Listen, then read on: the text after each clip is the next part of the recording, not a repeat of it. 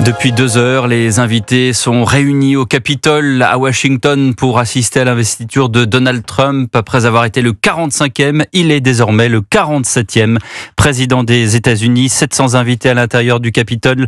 La famille Trump au complet, les donateurs, le monde de la finance, la tech, Elon Musk en tête, mais aussi les anciens présidents, Bush, Clinton, Obama, Joe Biden bien sûr.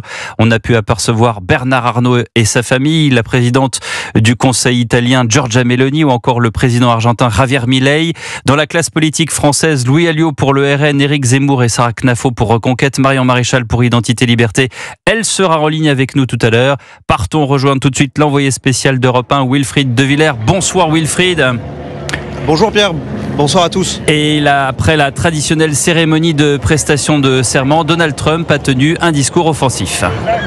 Oui, il a prêté serment il y a environ 1 heure maintenant, cérémonie exceptionnellement organisée à l'intérieur dans la rotonde du Capitole en raison du froid. Après plusieurs prises de parole protocolaires, c'est tout d'abord le vice-président J.D. Vance qui a prêté serment, puis Donald Trump s'est avancé face au juge Roberts, la main levée, la gauche posée sur la Bible. Il a solennellement prêté serment à 12h02, très exactement heure de Washington, pour devenir officiellement le 47e président des États-Unis. Une prestation de serment, vous l'évoquiez Pierre, suivie par le discours inaugural de Donald Trump. C'est la tradition américaine. Il est arrivé sur scène sous un tonnerre d'applaudissements. L'âge d'or des États-Unis commence aujourd'hui.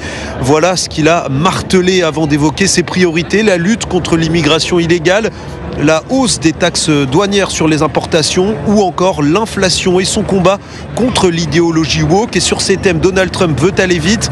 Il devrait dès aujourd'hui signer une centaine de décrets, des signatures qui pour la plupart devraient avoir lieu à la Maison-Blanche tout à l'heure. Après le Capitole, le 47e président des États-Unis est attendu à la Capital One Arena, dans le centre de la capitale américaine, où des milliers de ses partisans ont suivi la cérémonie d'investiture. Un bureau aurait même été installé sur scène. Donald Trump pourrait y signer symboliquement quelques décrets. Merci Wilfried De Villers.